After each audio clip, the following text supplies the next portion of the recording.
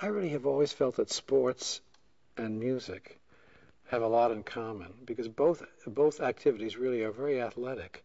I mean, sport performers have to do sit-ups every day, stretch, work out. If you don't practice for 2 or 3 days, you can feel that, you get weaker. And the same thing is true for a violinist. If you don't, the old saying goes, if you don't practice for one day, you know it. 2 days, the audience knows it, and the third day, the critics know it.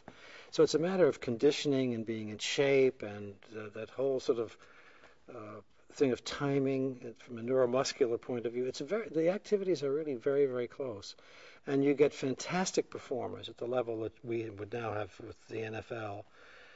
And they are very comparable to the kind of people that play in professional symphony orchestras and the people that are playing in the orchestra on this recording. They're extremely accomplished, dedicated, there's a rigorous discipline thing behind it that is very close to sports.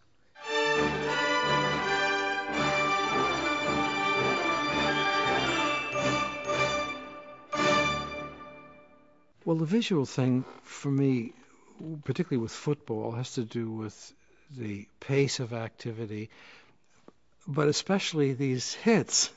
You know, when these guys go flying across the field and they have a collision with one of their colleagues in the middle of the air, that's kind of like a musical accent, and there's a sort of balletic aspect to football in a way if you watch it on television.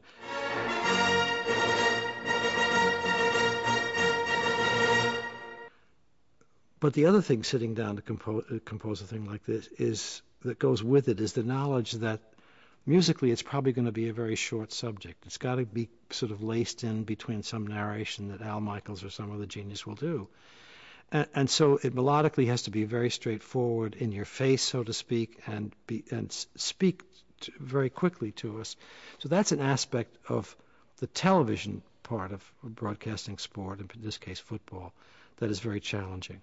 You know, well, we've got that. Can you have it as much energy as it has in the beginning? But at the end of it, like somebody's going to get pushed right in his face.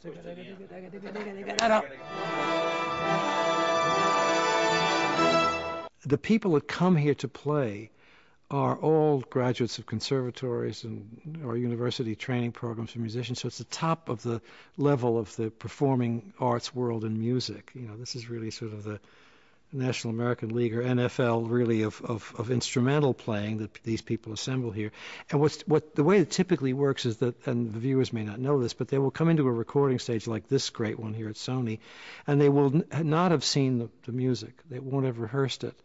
So part of their professionalism is being able to look at something, sight read it well, and with a little rehearsal and a little direction from the podium, from the conductor, they'll produce a finished and polished performance.